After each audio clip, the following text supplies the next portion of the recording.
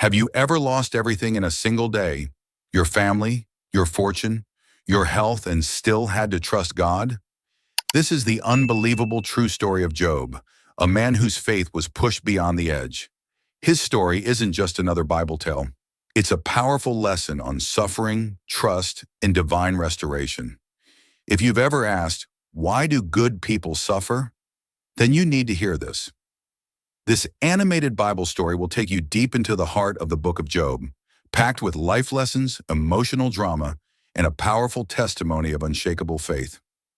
Welcome to another powerful episode of Joyful Tales with Ella and Manny.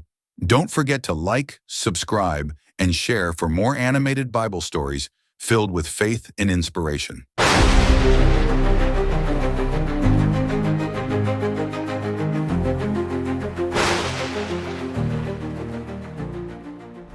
In the ancient land of Uz, far from the cities we know today, lived a man named Job. Job was not just wealthy, he was deeply respected, upright, and God-fearing. He turned away from evil and cared deeply for justice and compassion. His life was full. He had 7 sons and 3 daughters, thousands of animals, and countless servants. He was, in fact, the greatest man among all the people of the East. But what set Job apart wasn't his riches. It was his relationship with God. He made daily sacrifices, praying not just for himself but for his children, just in case they had unknowingly sinned. Job was a man of great integrity, the kind of man whose faith wasn't just words, it was action, devotion, and obedience. One day in the heavenly courts, something unusual happened.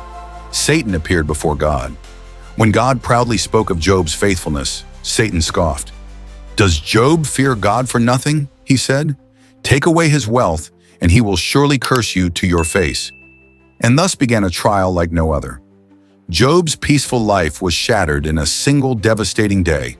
A servant ran to him, breathless and pale. "The Sabaeans attacked and stole your oxen and donkeys. They killed your servants." Before the words even sank in, another messenger arrived. Fire fell from the sky and burned your sheep and shepherds. I am the only one who has escaped to tell you. And another. Chaldeans raided and took your camels. More servants are dead. I am the only one who has escaped to tell you. While he was still speaking, another messenger came and said the worst news of all. Your sons and daughters were feasting when a mighty wind struck the house. It collapsed. They are gone. I am the only one who has escaped to tell you. 4 blows, one after the other. In moments, Job's vast empire, his cherished children, his comfort and joy vanished. Job tore his robe, shaved his head, and fell to the ground in mourning. But instead of cursing God, he worshipped, "Naked I came from my mother's womb, and naked I will return. The Lord gave, and the Lord has taken away. Blessed be the name of the Lord." Satan was not done. He challenged God again, skin for skin. A man will give everything to save his own life. Strike his body and he will curse you. God allowed the test. Painful boils broke out over Job's body, from the soles of his feet to the crown of his head. He sat among ashes, scraping his skin with a broken piece of pottery, while his wife, broken by grief, said, "Do you still hold fast to your integrity? Curse God and die." Job replied, "Shall we accept good from God and not adversity?" He did not sin with his lips. Job's 3 friends, Eliphaz, Bildad, and Zophar, came to comfort him. But when they saw him from a distance, they could not recognize him. They wept aloud, tore their robes, and sprinkled dust on their heads. For 7 days they sat in silence, grieving with their friend. Then they began to speak and judge. Eliphaz insisted that Job must have sinned. "The innocent do not perish. You must be reaping what you sowed." Bildad chimed in. God does not reject a blameless man. Your children must have sinned. Zophar went even further, calling Job's words arrogant. You deserve worse. Job was hurt, confused, and defensive. He knew he was innocent. "God has wronged me," he cried. "Why was I even born? My days end in pain." Despite his anguish, Job pleaded with God for answers, not vengeance. "Though he slay me, yet will I trust him," he declared. He longed for a mediator between him and the Almighty. After all the arguments, after all the tears, God finally responded. Out of a whirlwind, his voice thundered. Who is this who darkens counsel by words without knowledge? Where were you when I laid the earth's foundation? God asked question after question, not to humiliate Job, but to reveal his glory and wisdom. Can you bind the chains of the Pleiades? Can you send out lightning? Do you give the horse his strength?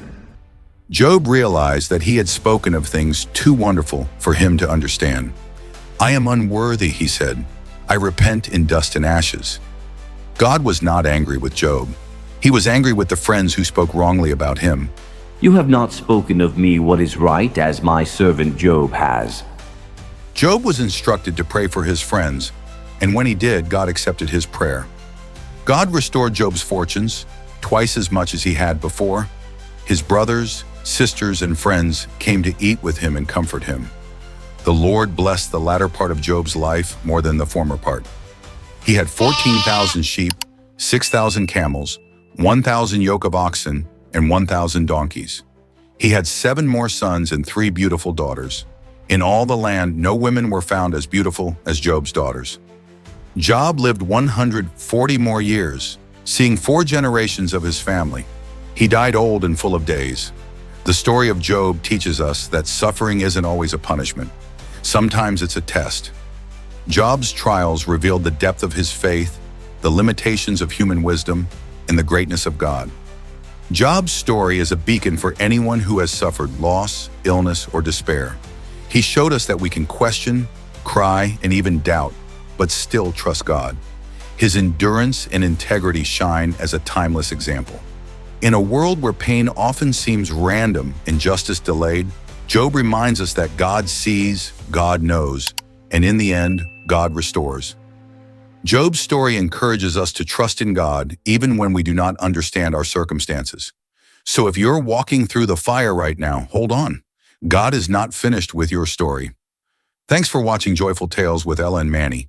Don't forget to subscribe and hit the notification bell for more inspiring, animated Bible stories. Share this video with someone who needs encouragement today. God bless you.